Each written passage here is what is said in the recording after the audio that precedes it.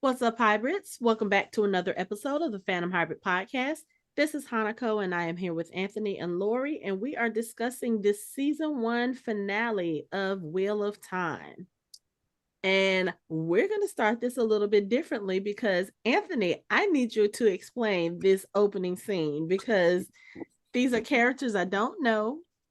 They confused me at first. I thought they were married and they were sitting there arguing, but They're they're speaking in actually a different language. that too. But which okay, I read it and I was like going along with it, but the baby kept throwing me off because you have this woman and this man and they're arguing and there's this baby that just keeps crying and nobody's going over to pick up this baby. I was like, is this their baby? Like, do they work together? And then I realized one is actually both of them are Aes Sedai, and at this point, anyway, Anthony, explain to us what's going on in this scene.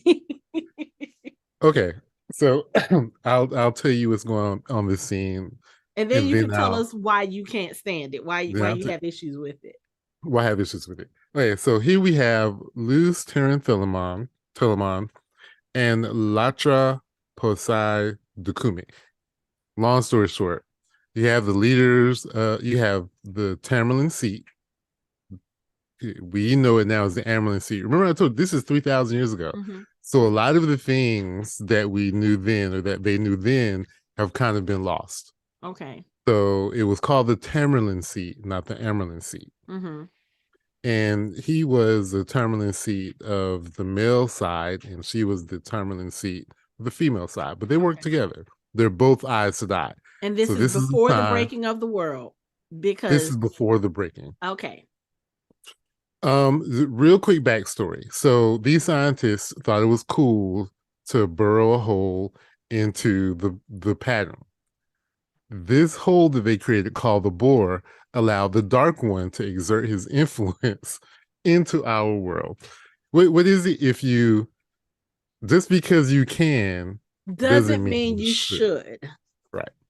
Okay. So the pattern has thinned out, and the whole point is there's a war going on between the Dark One and the forces of the light. Mm-hmm. Okay, so this war has been going back and forth. And Luz Terran Thelamon, who is the most powerful Aes Sedai, he's the dragon, he's known as the dragon. He has all these titles that we talked about with Lan. Mm-hmm. Um, and he has this idea that they're gonna go to the boar or and reseal the Dark One in his prison. Okay. Latra, on the other hand, they don't talk about the plan that she had, but they have a separate plan. Mm-hmm. She does not have any confidence in the plan that Luz has come up with. She Okay. doesn't think they work because she thinks their plan is superior. Um, Long story short, she makes all the women agree not to help Luz Theron Telamon and his men in sealing the bore. And that's where we are here. So this discussion is about, what he's trying to convince her to help. Like, we need your help. We need to do it together. Okay. And she's like, I don't like your plan, so we're not going to help you. Mm-hmm. Basically, But we wish you luck. yeah. Good luck to you. And then she tells him, you do this, there's going to be blowback, Mm-hmm. and he's going to do something to y'all, which was the taint, which is what Right. happened.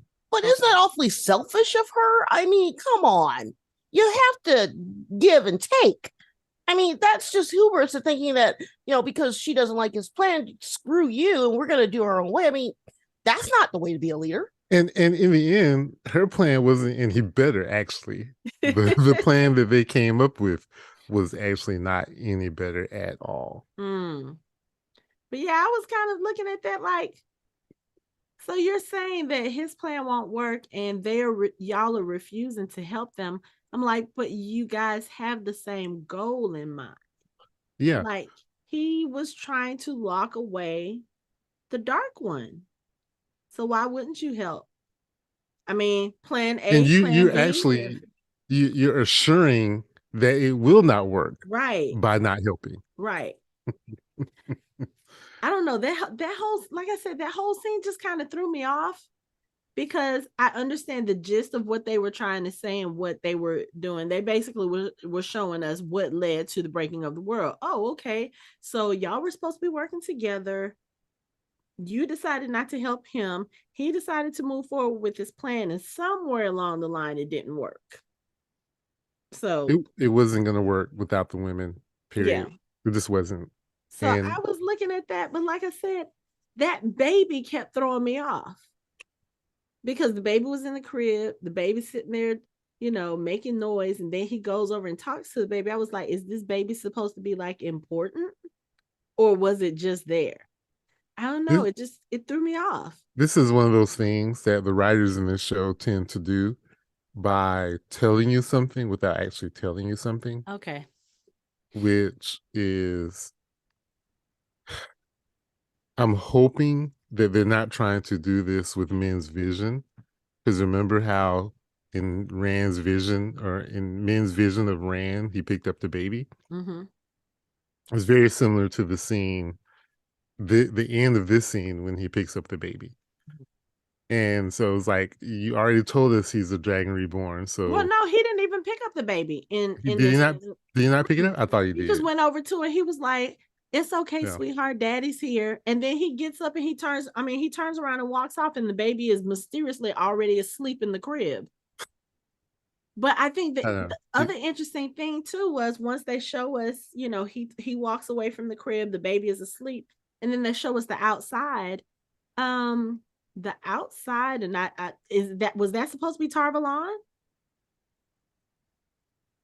Or was Yeah. it was Not very not future it not was Tarvalon, futuristic. but yeah. This is the age of legends. This is 3,000 years ago. This is what the world was like before the breaking. Right. I'm like, they had flying vehicles and it was very futuristic. I mean, in comparisons now, It they're plunged into the living in dark a ages. dystopian age. Yeah. Yeah, yeah. The breaking of the world broke everything. Like, it threw civilization way back. Like, and she mentions that. She said, if this fails, if your plan fails, it's gonna throw us back, 1,000 years or whatever. Which is what happened. Not because their plan failed, but because of the men becoming crazy. Okay. But yeah, it was a futuristic society. They had, I don't want to say technology, but most things were powered by the one power. Okay. But they also had like regular things. In Shannara, like Shannara is basically a dystopian future as well. Right. Because when you read in the book, you don't know it's a dystopian, I think, to like halfway through. Okay. And they come across like a car that's Right. all rusted away. Right. I mean, even in the season 1 of the show, because I only watched the first season, you see different little relics like that. Yeah. Like you see a car and you see pipes and stuff. Something else, and then they go into an old high school that was still decorated for prom, and it's just, I was like, okay. But see, with Shannara, I watched the whole thing. With Shannara, they did a very good job of that because it was very subtle, but this what threw me is that their clothing, because when we see them in the opener, she's wearing a very nice pantsuit. I'm like jealous. I'm like, I want that pantsuit. But they look very modern. And then Breaking of the World, it just took them Stone Ages. So yeah, this had me fascinated. Yeah, it threw them back into even before the Stone Ages. Like a hard reset. Yeah. Yeah, and a lot of people spend a lot of time trying to gather up what scraps of knowledge and information they could. Okay. Now, the main thing that bothered me about this is she calls him the Dragon Reborn. And I'm bothered by it on several levels. In the books, he was the dragon. Like, he wasn't the Dragon Reborn. Did she say reborn though? Yes, in the subtitles he says Dragon Reborn. Okay. And he is the dragon. So I don't know if that's a mistake with the people who do, because we know the people who do the subtitles are not necessarily, they get the script and they make the subtitles. Yeah. Yeah. So it's possible that was oversight. But then there's another line later where a character says, Every turn it gets a little bit weirder or a little bit different. Every turning of the wheel. Mm-hmm. And so I think I mentioned before that people were the showrunners were trying to argue that this was just another turning of the wheel. That's why it's so different. I think that's sort of a cop out to Okay. explain away all the changes that they made to the series or to the story. So as far as we know, how many turnings of the wheel have there been? As far as this show, we don't know. Okay. We don't know because apparently this is a cycle that continues to go on and on and on and on. Okay. But this is where it started. Okay. Luz Theron Telamon is the dragon. Yeah. Oh, And yeah. And I anyone, do see the captions did say Dragon yeah, Reborn, but and of course they were anyone, speaking in a foreign language. right, and anyone after him would be the Dragon Reborn. Okay. So I just Okay. thought that when I saw that, I had to pause and I had to just pull myself together. I Because I just was really like, did. does that mean so if they're calling him the Dragon Reborn, then technically speaking, that means that there was a dragon before him. Right. So here's a dumb question. What makes him the dragon? All his accomplishments and the power that he had, he was like the most powerful Aes Sedai ever. Like he was unmatched and unequaled by anybody. So he was Merlin. Okay, sure. I'm just Since trying to we've been get doing our some. comparisons to Arthurian legend. Right, yeah. That's hard because he would be actually King Arthur. Okay. Okay. All right. Well, like I said, I was just want some clarification. Yeah, Okay. he wouldn't be Merlin. Okay. There at this point there really isn't a Merlinian in this story who that comes later with Rand being reborn, with the Uh, dragon being reborn. okay. Then you get a Merlinian and Moraine. That's why Moraine, Merlin, Moraine. Yeah. Okay. So Gotcha. Okay. Okay. All right, let's move forward. But look, since this is the last episode of the first season, I don't know if it's going to change next season. Let me just once again say how absolutely gorgeous this opening sequence is with the looms and all the colors and the weaving. Just absolutely beautiful. I hope they keep it for the next season, but sometimes they change depending on what the show direction is going in. So anyway, I just yeah, wanted to mention that. there's a reason why they showed you the baby to connect the baby to him because of what is going to happen later.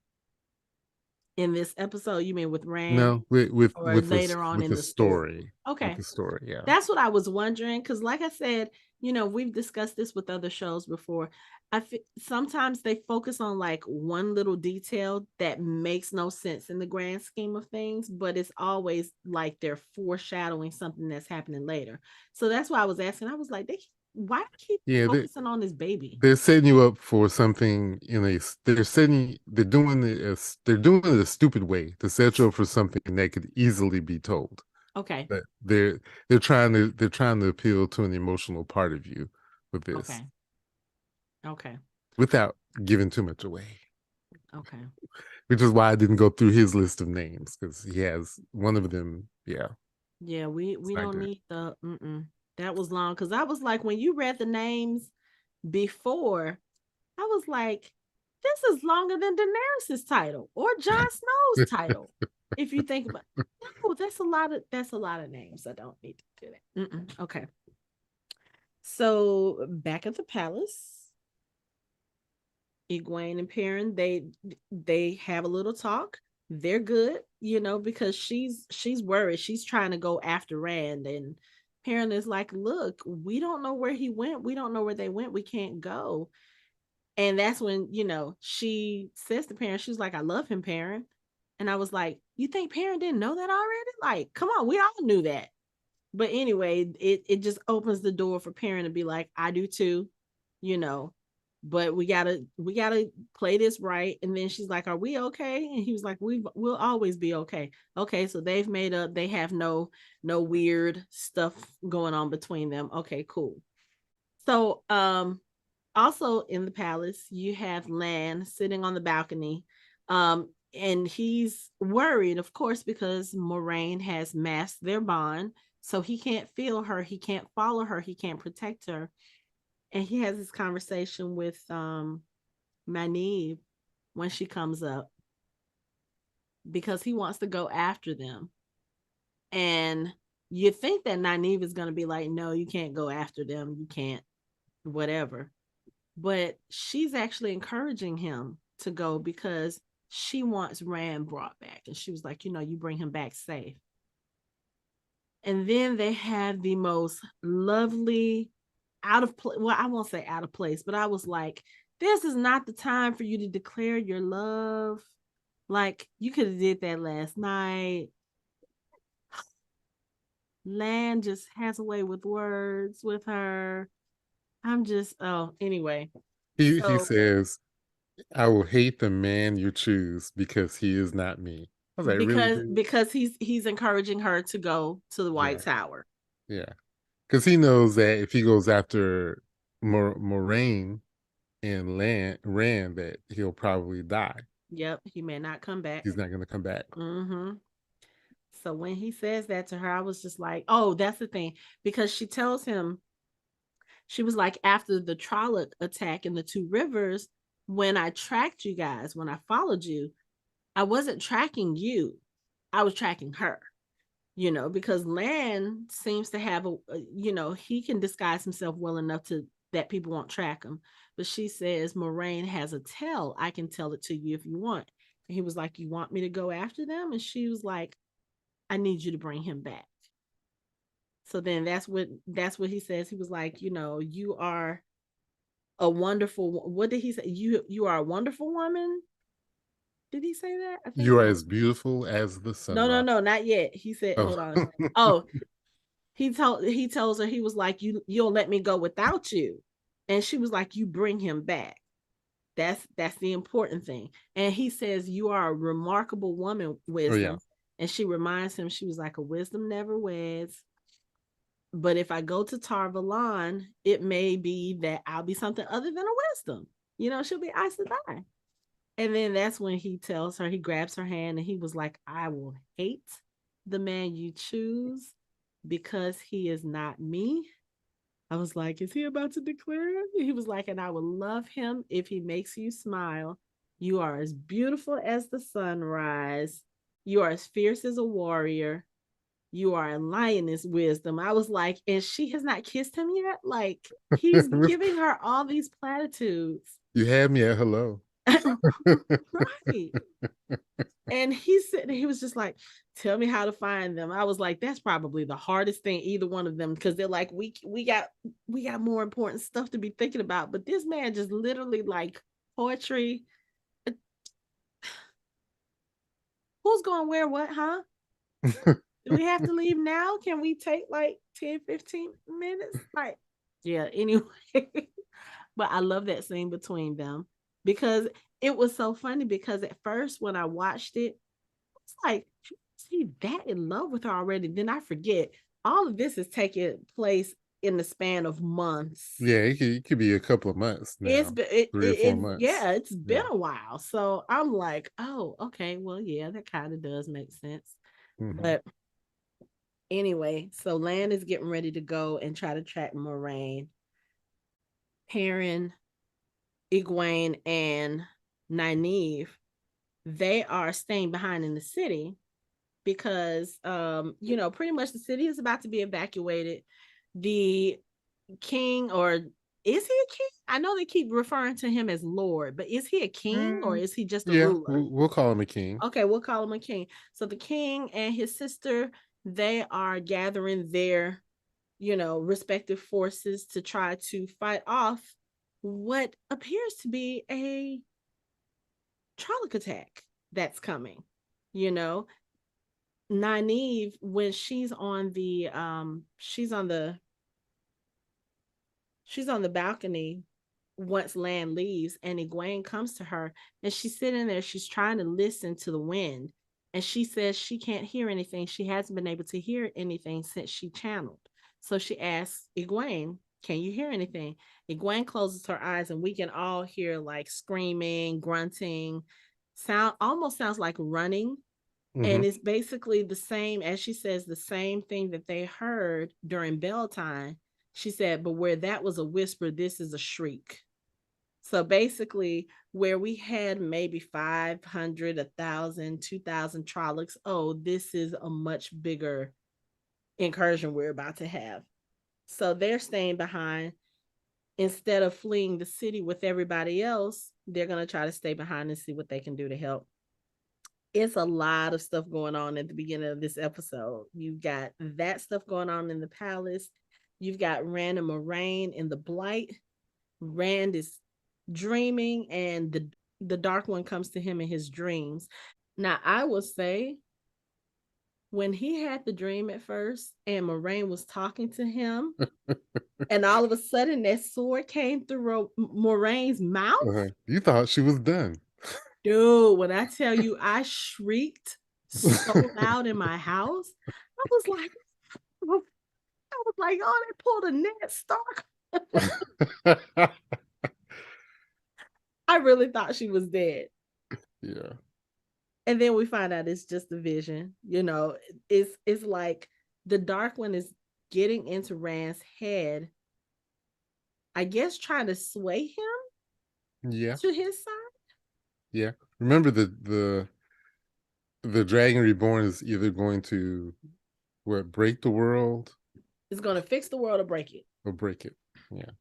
Now, this is another one of my issues. I think I talked about this before. Mm-hmm. Is I don't know if this is supposed to be the actual Dark One or if it's one of the Forsaken. And the Forsaken are Aes Sedai that sided with the Dark One. Okay. 3,000 years ago. Okay.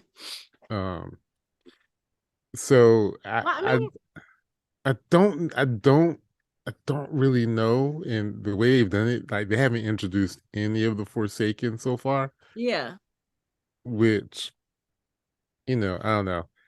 He says he's the Dark One, but and Rand thinks like towards Rand thinks he is, but yeah, but towards the end when they're at the eye, when they finally get to the eye, and Rand is like having these memories, he's like, I've been here before, I remember this, and he starts kind of seeing the past version of himself. He was like, yeah, there was a fight right here in the center, and then he sees that guy, he was like with the Dark One. So I would think this Rand, remember, Rand is also saying that his memories are broken. Like every time he tries to grasp something he can remember, he loses it. Right. So he may not himself be remembering exactly what happened. Like Bruce Theron, he could have been there fighting against someone. It could have been one of the Forsaken. Now, not necessarily one of the Forsaken. So what happens towards the end when we see Rand in his little dream state, and quote unquote the Dark One is trying to convince him, he was like, hey, you can have all of this. Would the Forsaken be able to do that? They would. Okay. Yeah. Okay. So remember, well, in the book, yeah. Okay. Because they can. Not to give too much away, there is. I've mentioned before Riyadh, which is the dream world, which is where Siuan and I think Siuan and Moraine are meeting each other. Okay. You can go there as a whole person, or you can go there in your dreams. And there are some people who are powerful enough to pull people into the dream world. Okay. And that could be one of the powers that this particular Forsaken would have. But again, all of this, I'll talk about this later when we wrap up, but this episode and last episode are like almost complete fabrications of what happened in the book. So it's hard to tell whether or not they intend for this to be the actual Dark One representation. Okay. Or if it's a Forsaken who's lying to Rand about being the Dark One. Okay. Which that would be a manipulative thing to do, which is also why he's not allowing him to access those memories as well. Okay. Because if he doesn't think it's a dark one, then he knows that it's an actual person he can fight, then Mhm. it may be different. You know what I'm saying? Okay. Okay. All right. So let's talk about some things that That was a happened in the lot. block. Sorry. No, it is a lot, but there was a lot. Like, I was watching this, and there were some things like I felt like the episode was pretty straightforward with certain things, and then there were certain things where I was like, okay, so why did they do this? Why did they do that? Like, I mentioned it before. I'm gonna mention it again, and we'll talk about it. Like that whole scene at the end of the episode, like the very end scene. I was like, what was the purpose of this? Who are these people on the water? Why are they channeling a big wave to go onto the shore? And yeah, it just Was certain that things. little girl that much of a threat to their invasion? Like, All she was doing was building a damn sand castle, whatever it was she was playing on the beach. Like, really? But anyway, okay. So let's go back to the blight, because there's some things that happen after Rand has his dream. The first thing is that Moraine gives him like a talisman. What does she call it? A sangreal? it was a Sangreal. Okay. Yes. And this So, yeah, real quick, remember, Angreal are, they can amplify your powers. They mhm, amplify the one power. Sangreal are like 1,000 times more powerful than a regular Angreal. okay. They amplify your powers even more. And she tells them 1,000 Aes Sedai channel all their power into this one Mhm. little item. Mhm. So those are very rare. Yeah. And this is from the book where she actually, I think she did give him one, or he found one that he could use, or something like that. Okay. But yeah, that's what that is. And then there's Terran Grial, which are items which that have the one power already in them, and they're Mhm. just used as tools. Like the oath Okay. rods are Terran Grial, or whatchamacallit's portrait that she uses to teleport will be a Oh, Terran uh-huh. Grial Okay. too. Okay. So yeah, so it was a Sa'an Grial. Okay. So yeah, so she gives him that, and then they have like this little conversation afterwards where Rand is asking about he wants her to teach him how to channel. And she was like, I can't do that because, the madness will get to you. And he was like, you think I really care about what happens to me after today? Because I think he realizes that, okay, if I go here, I'm probably going to die. So he's like, okay, well, give me the means that I need in order to beat him, and then we could just call it a day and be done. Which, of course, Rand, it's not going to be that easy. It's not going to be that easy. But she starts telling Rand a story because she was talking to him about being able to touch the source. And so she tells him about an Aes Sedai when she was a novice. And she was like, she was everything I wanted to be. She was controlled, she was strong, she was powerful, she was terrifying. And she took a liking to me. And she said she wanted to help me. She wanted to help make me everything that I could be. And at that point, I was having problems channeling. So she would come to my room at night alone, and she would use the one power on me. Or excuse me, her words were she would beat me with the one power. And she says, lashes of air and fire, until the pain and the fear were so overwhelming that I grabbed the power myself and I stopped her. And she was like, when your life is on the line, you'll be able to grab the power. And I Mhm. was like, is she talking about Swan? And if she is talking about Swan, was like, that's one screwed up relationship. No, she's not talking about Swan. Okay. No, Because I was a little concerned. Like, I no, understand she's wanting they to help remember your they were partner novice. better yourself, No, but they were that novices together. So okay. it would have been one of the sisters Okay. who was doing that to them. Maybe Leandra. No, because she was a novice with them, but yeah, no. Yeah. They could be pretty brutal to novices because they got to weed them out and they got to get them to do what they need them to do. Okay. So So they haze them. yeah, they do. Okay. Yeah. Okay. But yeah. When she said that, I was just sitting there like, damn, you have to go through a lot to be an Aes Sedai. I don't know if I would want that, but I mean, I guess you have to go through the tough times to make sure that you are capable Mm-hmm. of wielding the power, especially that much power, because we see this later on in the episode when the Trollocs are attacking. You know, the king has his army, and they're basically trying to meet the Trollocs at the gates. They're trying to keep them from getting into the city. But he says if they get into the city, then we need the women to make sure the city doesn't fall. So basically, he's talking about all the women who can channel. And so the princess, his sister, gets the women who can channel, which at that time it's only five of them. It's her, two others, and then Egwene and Nynaeve come and help.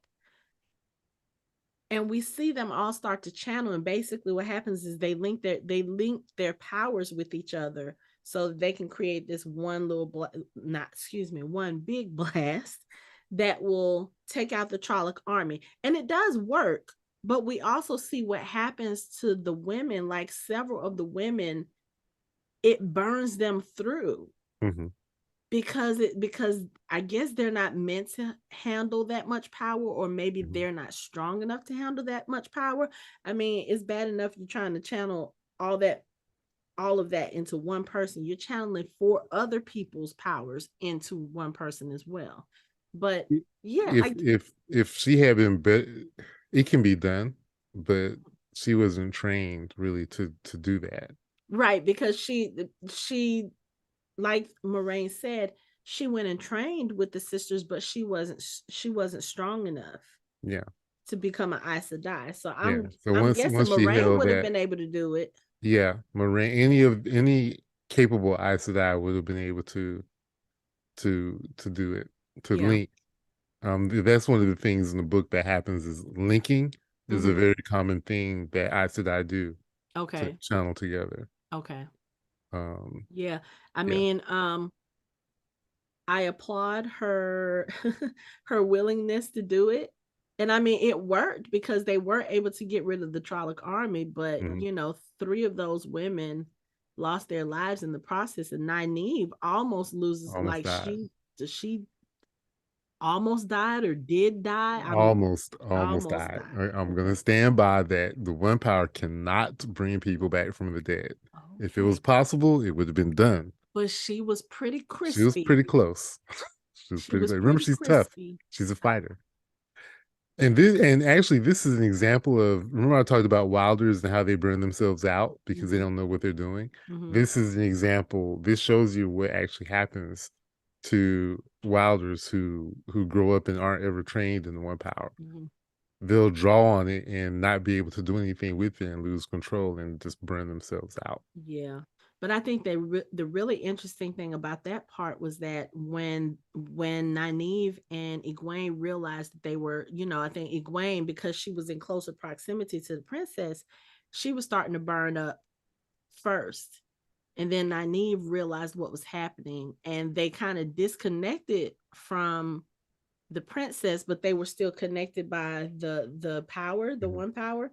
And then Yeah, I think I think Nynaeve was channeling into her. that's what I was gonna say. It Yeah. looks like she was channeling whatever it was. She was taking it out of Egwene, so that because you notice when Egwene sat up, she didn't have the burns and anything. I think Hmm. Nynaeve took that into herself to She save did. Egwene. Hmm. And I was like, oh, that's interesting that she was able to do that again without any Without any training. real training. Yeah, but I Mhm. think maybe her instincts as It's a her wisdom instincts. and as a healer kicked in, and Hmm. it's like her body knew what to do. And then in turn, I feel like Egwene did the same thing, because when she was sitting there, trying to bring Nynaeve back, nothing was working. But when she kind of covered her to cry over her, I feel like all of the power from that emotion, again, most of the time that we've seen Egwene channel in this show, it's always been in moments of high emotion for her, Hmm. high stress. So When you channel, you actually draw the one power in, mhm. and then you start to make the weaves. So all Nynaeve was doing was, instead of drawing the one power from the source, she was drawing it from Egwene. Oh, okay. So that's what was helping, because later when the Dark One is talking to Rand, he's trying to explain to him how to do it. Mm-hmm. He was telling him to draw it in, Mm-hmm. and then release it. Mm-hmm. That's how channeling works. Ah, okay. And the people who burn themselves out, they just keep drawing it in, like the woman did. You just keep drawing it in, and Mm-hmm. you burn yourself out Okay, because you're not releasing it. because you're not Well, releasing it. and they did release it, but it was kind of like I guess they had drawn too much into themselves before they released it. Mm-hmm. So it's like, Or they don't know how to release it. They just keep yeah, drawing it. they They were keep they drawing weren't it. filtering it out properly. Right, Okay, yeah. right. And in the book, they talk about um Sidene and Sidar being seized. So a channeler will seize the one power and draw it into themselves. Mm. So that's how it's described. And that's what she was doing. It's just that after she released it, she just couldn't seem to let go because it felt wonderful. Right, and you could see that because when Nynaeve tells her to let go, she was like, I can't. And she was like, it's so beautiful. I see everything. Mm-hmm. And she was talking about, I see the forest and the rivers. I see the rocks and the sand. And it was almost like she was just, I don't know. She was euphoric, I Mm-hmm. guess, in a way. And then of course she burns herself out. She dies. But the scene, there was the scene with her and her brother at the beginning. Of course, once they realize that they're about to be attacked, they're all in their battle gear, and she's trying to tell him the walls will not hold. The walls will not hold because he's trying to send, all of his men out there to kind of hold the wall, hold the gate. And she's trying to tell him, look, this is not going to hold. This is way more than we've ever faced. It's not going to hold. And when he's putting on his armor, she's trying to tell him, like, they have their father's armor on the wall in front of them, and she's trying to tell him, you need to wear his armor. His armor saved him from such and such and his father before him. And he adamantly says, I will use my own armor today. And at first, I think she was thinking like he's not heeding her counsel. And then when he turns around to talk to her, you realize he already knows that he's going to die today. He realizes that the gate will probably fall, the walls will probably fall. And he tells his sister, he was like, you were right. You were right about everything. We should have sent to the White Tower and asked them for assistance. Now we will probably fall. He was like, but it's our job to try to give everybody else time to gather their forces so that they can fight. So we will sit here and hold the wall as long as we can while we send messengers and ravens to the other cities to let them know what to expect. But we will give them time. This is what we will do. And I was like, again, it's very refreshing because he could have been one of those kings that was very arrogant and been like, no, we can hold it. We're not going to fail, blah, blah, blah. I'm not listening to you. He could have been one of those leaders that went and hid while all of his soldiers sat there and fought. But he didn't do that. He was right there on the front lines and he was like, look, we are going to give everyone else a chance to fight. And I was just so impressed with that. It's like, I like these characters in the way that they're writing them because you get to see a different side of, stereotypes that we always see with certain characters. He's Mm-hmm. not a Joffrey and, kind of sitting off to the side and, you know, safe and warm and drinking milk and cookies while the rest of his men are being cut down. He's like, look, I realize I made a mistake and I am going to pay for that mistake. But before I pay for that mistake, we gonna take down as many of these sons of bitches as we can. Mm-hmm. And what we can't do, I know the women of this city will be able to, he's basically like, if we can't handle it, then I know y'all can. Yeah, because in the societies in the borderlands, the women are also warriors. Mm-hmm. Yep. But I was like, should have listened. Should have listened to her. I mean, and she seems very intelligent. You know, even from the moment we first met her in the last episode. And it's kind of like, you really need to be listening to her. Like, I don't know who comprises your council. She should be the first one on, on it. She should be the one that you absolutely listen to, because she's loyal to her city. I mean, we saw that with Moraine when she was trying to figure out, why do you want to go see the seer? And Moraine was like, well, you trained as an Aes Sedai, even though you didn't make it. So I would like for a little discretion. And she was like, um, I'm cool with your Aes Sedai, but my loyalty is to the city. And I was Mm-hmm. like, oh, okay, yeah. She's one of those that's gonna go down fighting for them. And I'm just like, oh, he should have listened, but He he should have, didn't. but he also, again, there's a lot of distrust of Aes Sedai. And yeah, that is his sister, but she was there. Mm-hmm. She was there long enough. Yeah. And for him, that was enough. And especially if she's always saying, we need to call them for help, we need to call them for help, that's Mm-hmm. going to make him less likely to do it, because they don't really trust Aes Sedai Right. that much. Right. Yeah. So let's go to the eye of the world and talk about what happens to Rand there, because you have some issues with that as well, right? Okay. So Well, anyway, go ahead. It's you want to talk about it first, or you want to talk about your issues first? we'll talk about it first. Okay.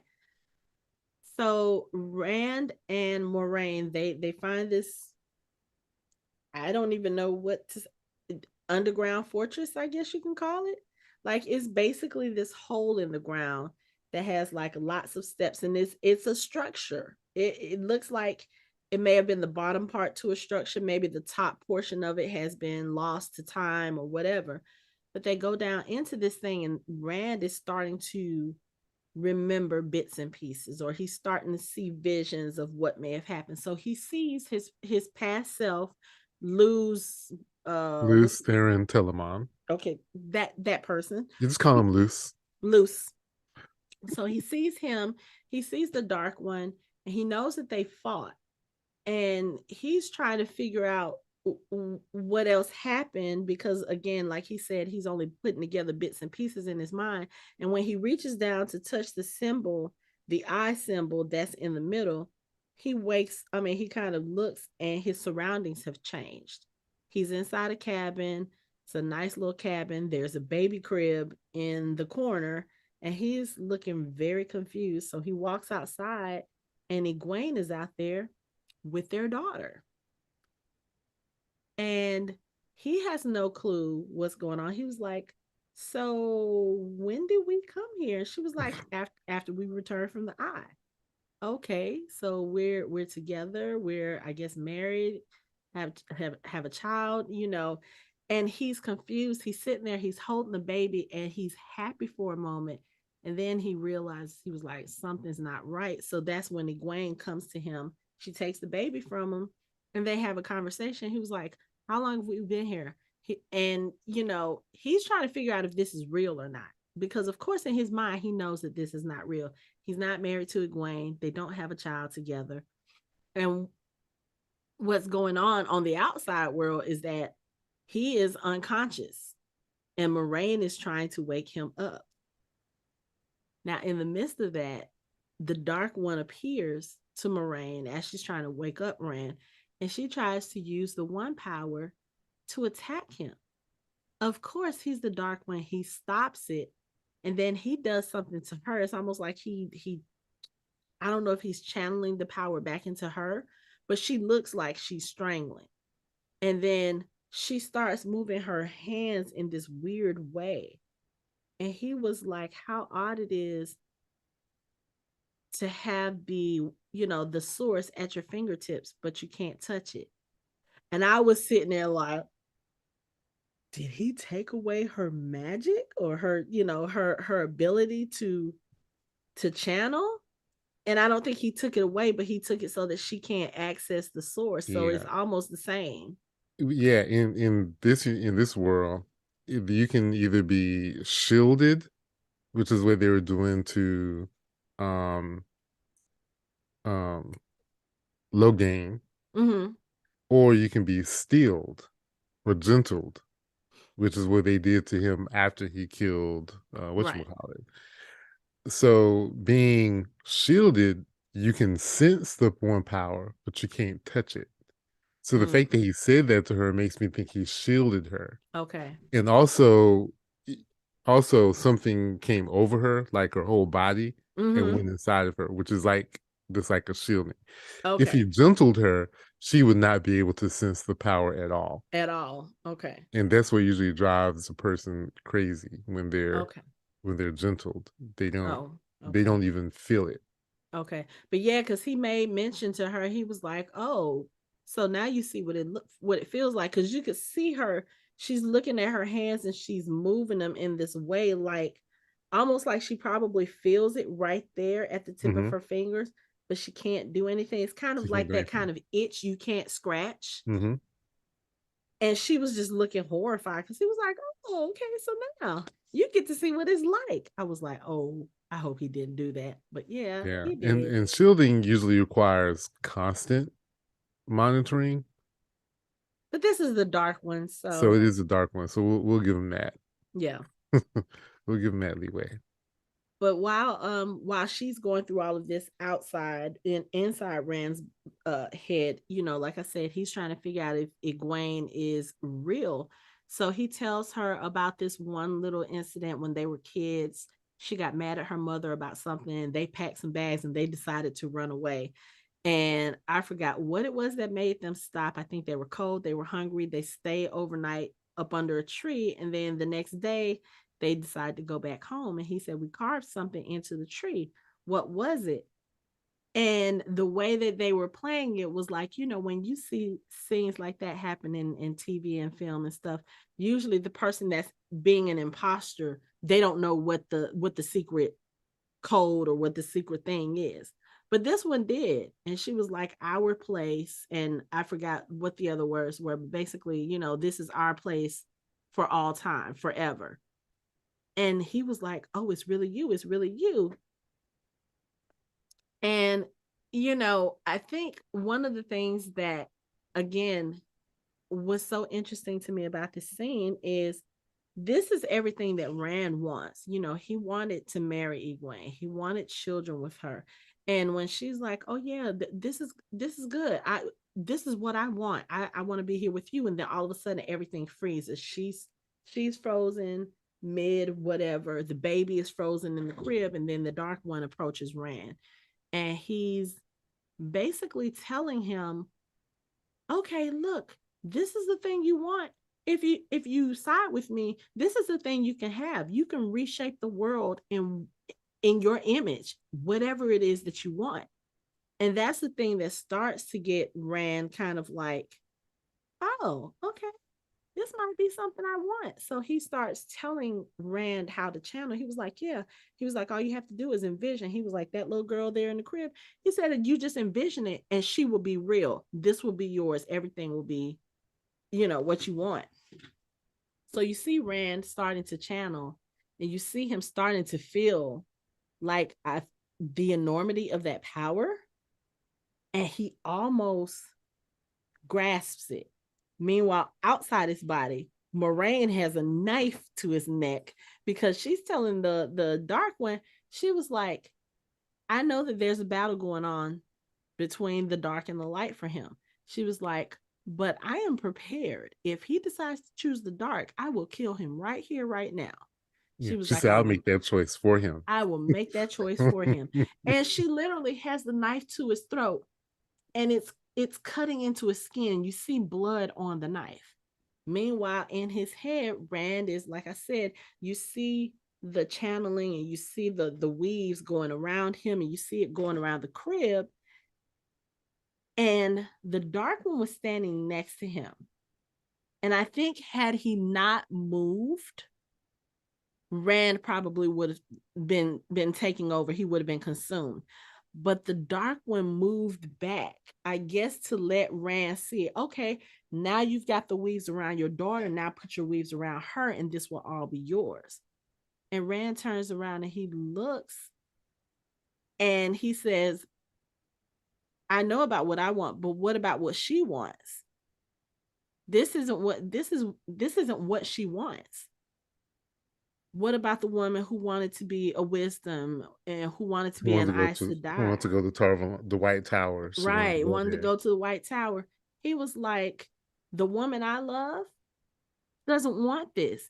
And the dark one is sitting there looking like, what the hell are you doing? Because you can see something is happening. And at that moment, that's when Rand regains consciousness in the real world. And he has the Sangreal. That thing, Sangreal. He has that in his hand and he's channeling all of the power into it. Because like he says, he was like, the woman I love, she doesn't want this. Again, another example of how they are writing these characters, because for the most part, anybody else would have been like, oh, this is what I want. This is everything I dreamed. Oh, yes, I'm going to grab at it. But he was thinking about her. He was like, yes, this is what I want. This is what I've always wanted. But she wants something else. And if I do this, then what about her? And I think he really sat there and thought about, if I put her in a situation she doesn't want to be in, is it a situation worth being in? You know, it's kind of like if you force somebody to be with you that doesn't want to be with you, there's not going to be a happy ending in that. No. And Rand sees that. And he uses that to channel all of his power. And I guess that caused the Dark One to be locked up again in this prison. Is that what happened? Okay, I know you had some issues with the scene. So tell me what your issues are, because I know what I see here, but again, this world is still kind of new to me, so I don't understand all the ins and outs and the nuances. So tell me what your issue was with this whole thing. Well, issue number one is it's sort of not real clear about what's happening. Mm-hmm. And I don't know if they're doing that intentionally, because if you are a new viewer to the show, it may make sense to you. But if you have any clue about the actual book Eye of the World, then this makes absolutely no sense. Okay. They did some things that kind of bothered me. Like, this was like a roundabout, shortcut way of having a man show him how to channel. In the book, he does kind of force a Forsaken that he captures into teaching him how to channel. Okay. A little bit. So there's that, and I don't know. And if you're going to use the dream world as much as you are, then you probably should have given us an idea about the dream world. Like, if Teleron Riyadh is going to be something that you use, go ahead and tell us what it is. You know, and if you're going to use it, because this is not really in the first book. Okay. I mean, most of this stuff that you're seeing is, like I said, a complete and utter fabrication. Which, this is, of all the parts of the series, this whole ending sequence just works my nerves, because they don't give you anything. They don't. And then they leave it so vague, and we don't know, did he destroy the Dark One? And you notice he kind of smiled right before he disappeared. Right before he disappeared. Yes. Because I know what the task was, and he accomplished his task. It's just that the regular person, we're kind of left in the dark. Like, what the hell just happened here? And then you get Moraine talking to, because Lan finally gets there, and you see the floor is broken, and she holds up a piece of it, and he's like, "Is that what I think it is?" She's like, "Yeah, it's Kundiar," which is like this.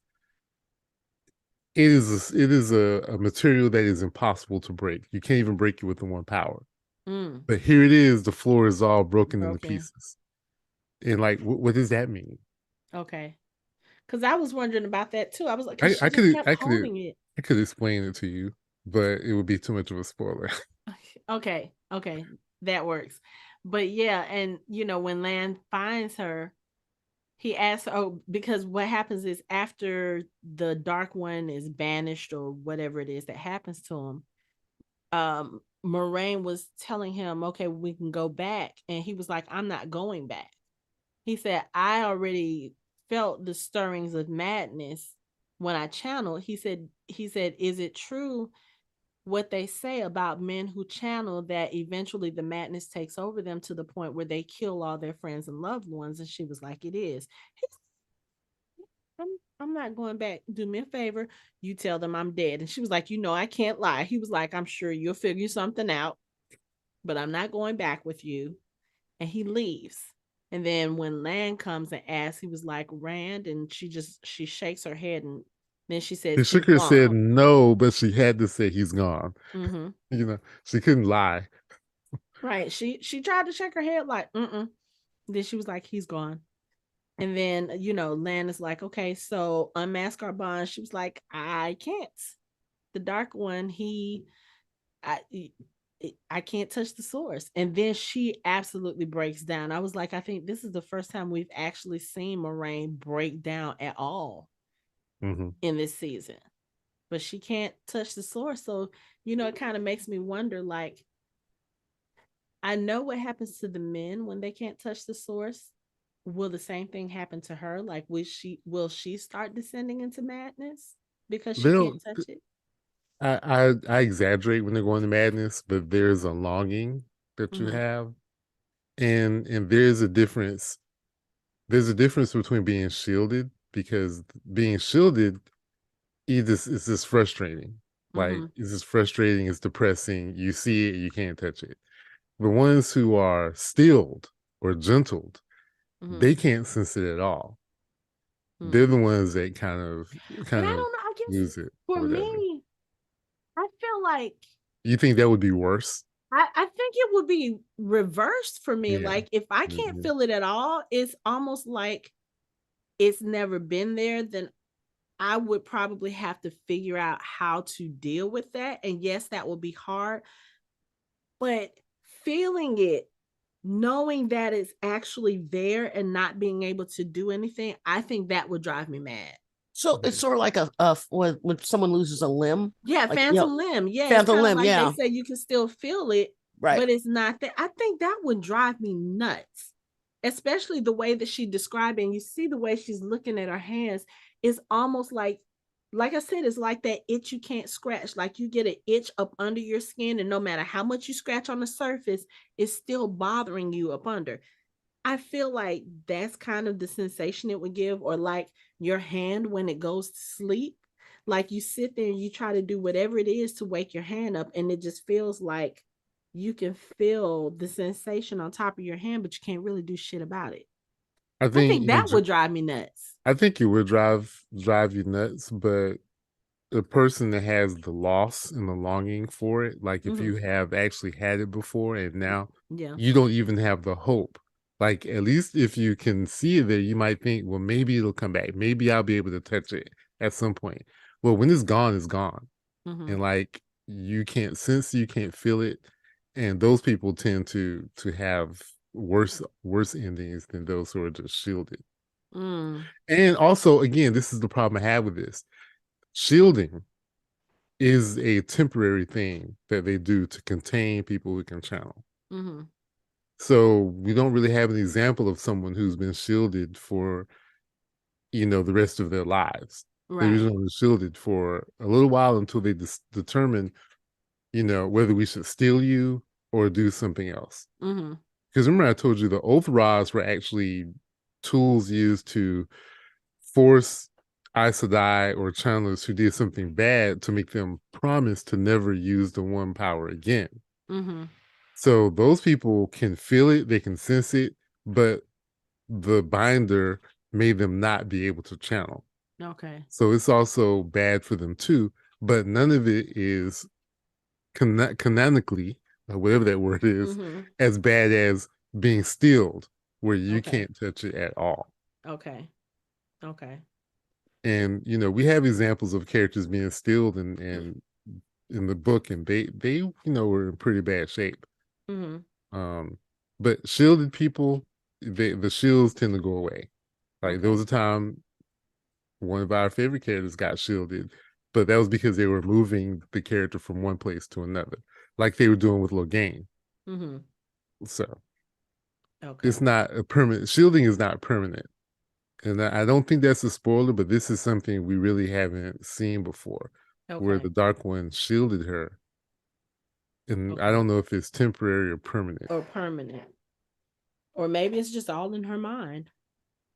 It could be. He could be playing a mind trick on her. Yeah. That the Dark One can do that. Yeah, I was gonna say, even just in this episode, he seems to be good with mind tricks. Yeah.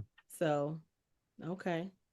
Going back to the palace, of course, like we talked about the Trollocs attacking. Of course, the Trolloc army got to the women, so it bears no, saying that the men did not succeed at keeping them from the wall. They put up a valiant fight though.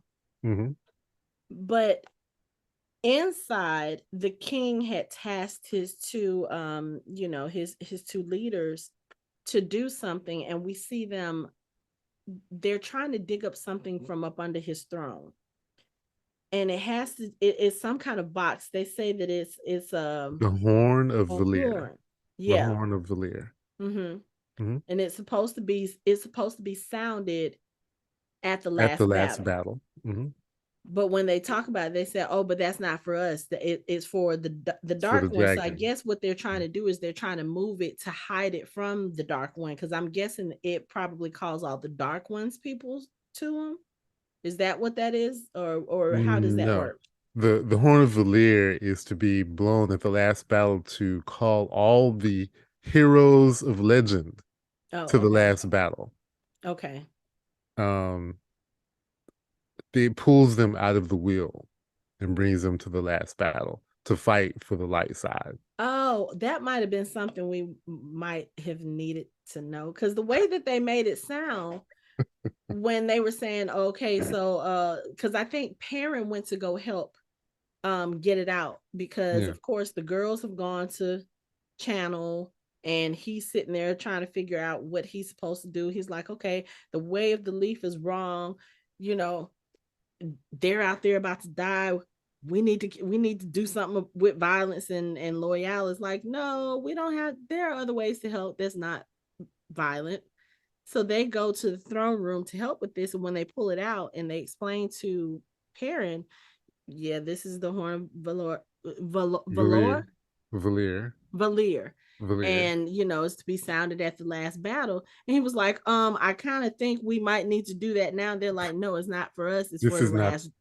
Yeah. Yeah. This is not the last battle. Yeah. So it's like Ragnarok, sort of, kind of, with or the Valkyries and all that. Okay. Yeah. Yeah. Yeah. But So all see, at this point in the book, you would have heard, there would have been some name drops of previous heroes of legend, like okay. Arthur, Harkwing, and there's a whole bunch of them that they list throughout the book that you hear about, the stories about these Okay. heroes of legend or Okay. whatever. But they haven't been spun back into the pattern. Okay. So the horn pulls them out of the pattern and allows them to fight at the last battle. Okay. So we're at this point now where they are at the end. Is there any significance from the beginning of the book and the TV series?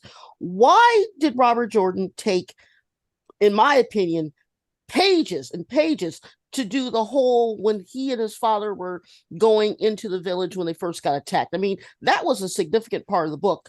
And I literally am trying to figure out why that was there, watching the show. And I'm going, it was less than a minute on the show. Is that going to play out later? If I remember correctly, that part, this long story short, that I think that was to show, well, first of all, Robert Jordan isn't necessarily one of the greatest writers we've ever had. Okay. All right. Okay. That's number one. Because there's a lot of inconsistencies throughout the books that we always point out and we always find things are not where they're supposed to be because they were somewhere else in the previous book. Right. That's neither here nor there. Okay. So if I remember, that had a lot to do with him talking to Rand about shooting his bow and arrow. Right.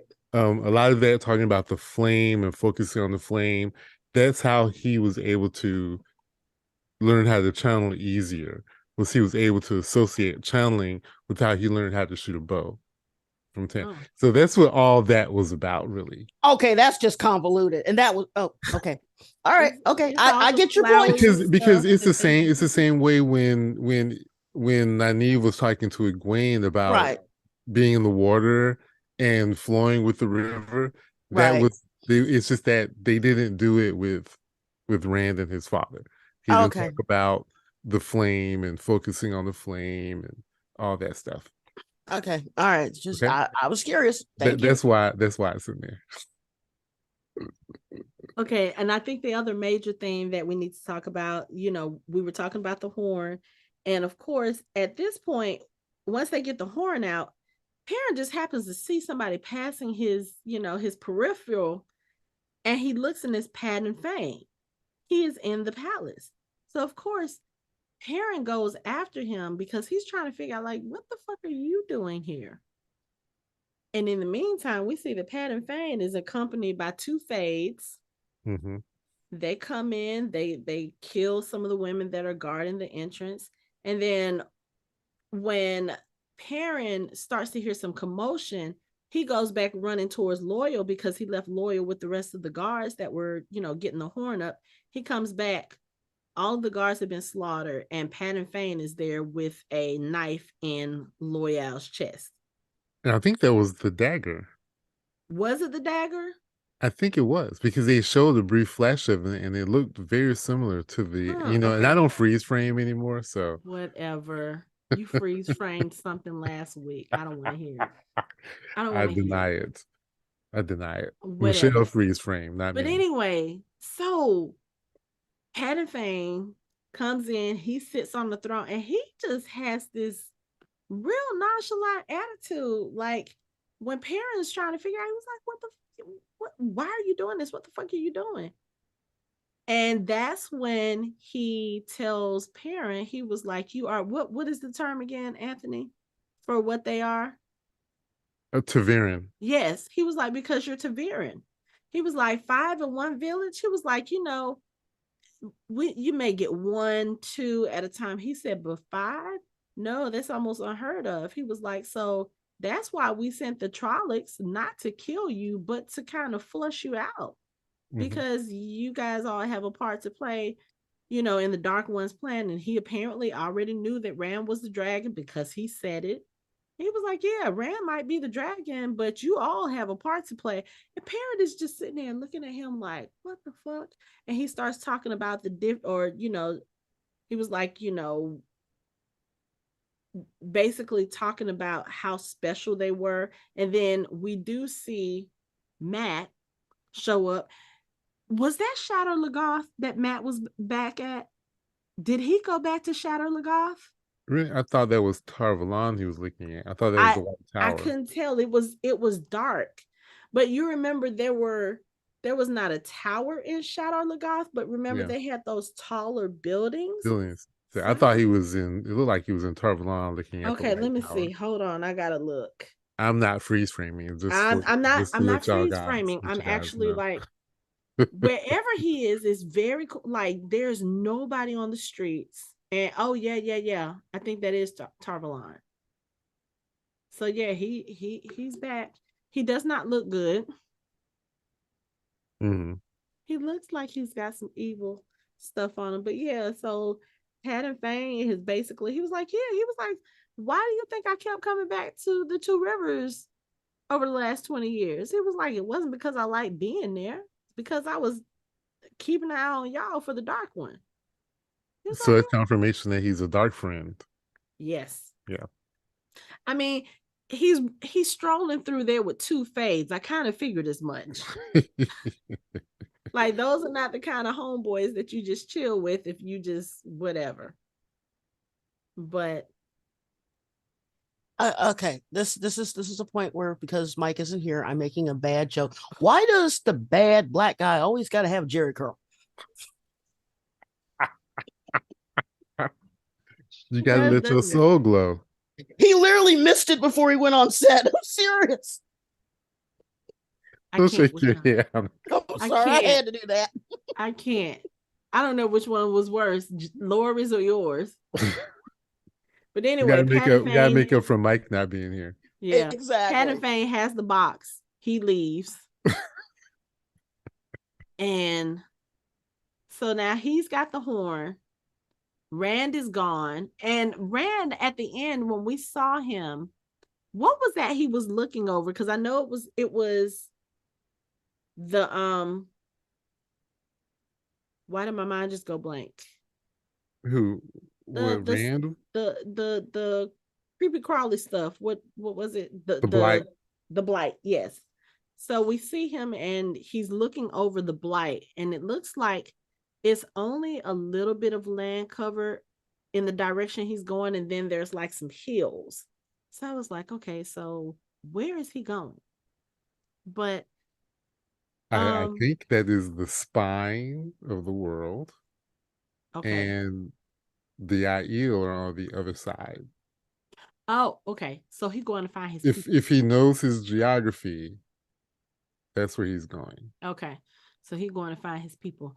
Oh, because that's the other thing. The dark one actually confirmed to him that his father is not his father. He was like, "Oh, that's so sweet. You really thought he was your dad." Yeah. I was like, "You are such an asshole." Right. And he was like, "Oh my God, you're stupid." He basically was like, "You're dumb. You really thought that?" Really? Right. The Dragon Reborn is really a fool. Oh, okay. But yeah, okay, so let's talk about this end scene again, because again, so the ending scene, after we kind of see where everybody is, like I said, Egwene has brought Nynaeve back, or she has healed her so that she's not dead. Perrin is sitting on the balcony just kind of looking over all the destruction. Rand is off on his own. Mat has arrived at the gates of Tar Valon, and it's just kind of like, okay, so Moraine and Lan are sitting in the middle of the eye because Moraine has no powers anymore. She can't touch the source. And it's just kind of like, okay, so what's going to happen now? Then we get this end scene of a little girl playing on a beach. And then she hears something. She turns around and there's just this line of ships and they're very brightly colored sails. And then you have these women who walk out and they start doing like the hand gestures, and they create a wave, and it becomes this big huge tidal wave, and this little girl is standing on the beach watching this big ass wave come towards her and then fade to black. I was like, what the fuck was this? Well, they're weird, and they have channelers. Yes. But what did you notice about the channelers? They look like they were some sort of Mari Samoan type thing, and they looked like they were maybe kind of zombified a little bit because their eyes were red. Not zombified. No, they looked like they were mute though. Like they had their mouth covered. Yeah, they had coverings over their mouths. And you saw the women behind them. Mm-hmm. Yeah. And the women behind them were forcing them to channel.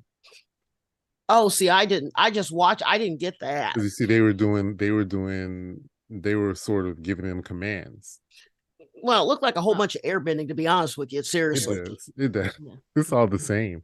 Yeah. Airbending, weaving, channeling, it's all the same. Mm-hmm. Yeah. But, and that's the thing. Moraine was saying, she was telling Lan that she does not think this was the last battle. She fears this was the first. So that means that Rand's story is definitely not over. We probably have not seen the last of the Dark One, if in fact that was the Dark One and not one of his Forsaken. And I don't know about the rest of them because again, I don't read the books. So I don't know where their story goes. We know Mat has gone back to Tar Valon, and if the word has already gotten back to the Red Aja for them to be looking for him, he's in trouble. That might be a problem. Yeah. Now, one of my issues with Patton Fane having the horn is the way they written the story. There's no freaking possible way they can get that horn back. There isn't. You just take the horn into the blight, and that's it. Like, who's going to have stones enough to gather a large enough army just to get a horn back? And like the Dark One knows how important the horn is. Why would you even have it accessible? Right. You can't destroy it. I don't think it can be destroyed, but I don't know. Like I said, most of this was a complete and utter fabrication. I had given them the benefit of the doubt as a book reader up until most of the last episode and all of this episode. I'm just like, this is, there's so many things that they've done that, like, you give us no explanation. You throw that word Taverin out again, but just don't explain what it why, is, right? What it is and why it's important. You don't, Yeah, and I thought they were going to give us that explanation once Pat and Fane mentioned it and talked about, oh yeah, we usually only see 1 or 2 a generation, but no, this one we have 5 and all in the same village. That's why we were paying attention to you and da da da. And I was still like, but that still doesn't tell us what it is and why that's important. Yeah, and why it's unusual, and Yeah, I was on a panel at, I can't remember if it was Conjuration or Dragon Con, but I tried to defend this show. Like, I'm defending it to a room full of people who had their knives out. And one of them, I think one of my co-panelists said that it was like poorly written fan fiction. Ooh. And this last episode is hard to not go with that. Okay. Like, if you sat down, you binge watched this 1 through 8, and you finished after the episode, you're like, that was garbage. And you don't realize the first 6 episodes are actually pretty good. Okay. Even as a book reader, but like trying to separate the book reading part from watching the show afresh or not knowing anything, there's just some writing choices that just don't really make sense. Okay. Like, what was the point of the Taverin? Why are you sending this huge wave of water to this poor little girl building sandcastles on the beach? Right. Like, what are you doing? And how you introduce a whole new faction, and you don't really give us anything about the factions. So you introduce them, but you don't introduce them. You don't. You're right. You should. What kind? That's not even really a tease. Right. It wasn't a good cliffhanger at all. Right. Yeah. There you go. It wasn't. Yeah. But and then the Hanako, you ask about, where is Rand going? Like, we don't get, if I'm not telling you that that's possibly the spine of the world and the Aiel on the other side, you be like, what is he doing? Well, I mean, I figured he was going somewhere far away from the rest of them, because again, he has it in his mind that now that he has touched the source, he's like, okay, I need to get away from them, because if I don't, I'm going to go mad and I'm going to hurt him. And we know that even with the difficulties raised in the last episode with him and Perrin, he still loves Egwene. He still loves Perrin. He still loves Nynaeve. And he's like, I'm not going to do anything to hurt them. So I figured he was going to go off somewhere, maybe, distant, maybe be by himself. So I figured they probably would explain wherever he's going to go in the second season, especially since Moraine said this is not the last battle, this is just the first. So you telling me that this wasn't the last battle, and we already know that Rand is the dragon. I already know he's coming back.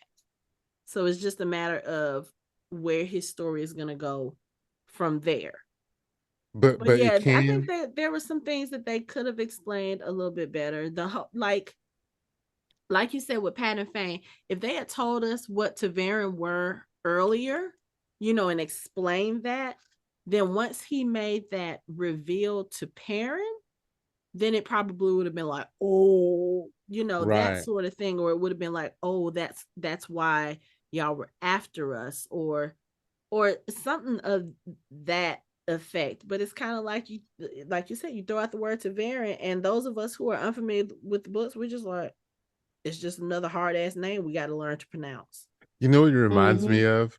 It reminds me of the scene in Star Trek 2 when Benedict Cumberbatch, bless his heart, stands up and most emphatically says when they ask him, "Who are you?"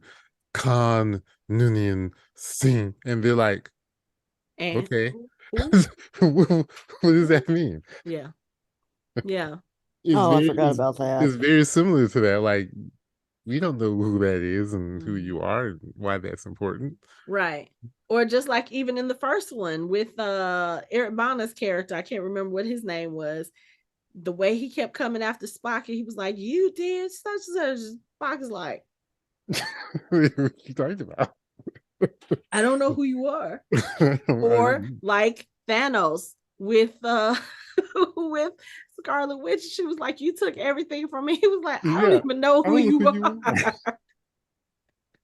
Yeah, well, Yeah, he like it's So found what you're out real telling me, fast, this is though. a common thing that writers do. That's what that sounds I like. see. I see. I It's see. it's not as if they went about this. It's just I think this all just organically happened in the writers' room. I think that again, when you've got someone who owns a company that says, "Okay, I want to do this," and we have success with another sci-fi show, fantasy show, and it was a huge hit. Give me another hit. I'm talking about The Expanse. The Expanse started on Sci-Fi, Sci-Fi, moved over to Amazon and had a bigger audience on Amazon. And when it ended, people were sad because it was the biggest thing since Star Trek, literally. And then they give you, okay, well, we're going to give you Lord of the Rings, we're going to give you Wheel of Time. And when I say that the money, the campaigning, the excitement, I mean, I was so excited. I actually read the book and I have avoided Wheel of Time for years. I mean, at least 15 years from reading it. It got me to read the book. And then when I see the first episode, I'm like, okay, I can roll this. Second episode, okay. When they had the fight in the forest where everybody died, I was like, okay. And then after that, it just went downhill and it just died. And I lost interest. Well, I'm gonna say, despite all these issues, despite all the flaws, there are still some things that I really like about it. I like the diversity. I liked the equity between the men and the women. Um, Even though sometimes the men could be shown as being a little bit dumb, but that's neither here nor there. I do have hope for season 2. If they do Rand correctly, they can really make up for it with Rand, because there's something specific about him that if they do it right, it's going to be crazy, weird, and just very interesting. But they got to do it right. Okay. Um, Everyone else, you know, Perrin, they could get Perrin right. They're on track with what he's going to be able to do. Almost all the other characters are pretty much on track. It's just we are behind with Rand's development. Okay. We're way behind. So you think they'll Way probably behind. focus a lot on that in season 2? I'm hoping so. Okay. Because we already know they've been greenlit for season 3. So Yes. okay. Yeah. So hopefully they get his madness right. If they get his madness right, the show will be all right. Okay. Okay. All right. Well, Laura, you have any final thoughts on No, Wheel of Time? no, I just I hope it gets better for the second season, and that's pretty much it. Okay. Well, yeah, I guess that's going to be our coverage for season 1. I'm looking forward to season 2 because again, I'm not a book reader, so this has not been as bad for me. I actually am enjoying the show. There are a couple of things that I feel they can be a little clear on, but maybe they'll fix those, those issues in season 2 and give us a little bit more detail to work with as far as the story goes and trying to see how they're going to move it forward. So I'm looking forward to it. And we'll see how it goes. Like I said, I believe it will be releasing later on this year. So we will be covering the second season. We will try to get the episodes out on time instead of waiting a year like we did with this one, but either way it goes, we will be covering it. And for season 1, that's it for our show. You can find us online at www.fandomhybrid.com. We are on social media on Facebook, Instagram, and Twitter at Fandom Hybrid. You can chat with us on our Discord channel. You can watch us on our YouTube channel, and you can listen to us on all major podcast streaming platforms. Thanks for listening. We hope you join the conversation next time.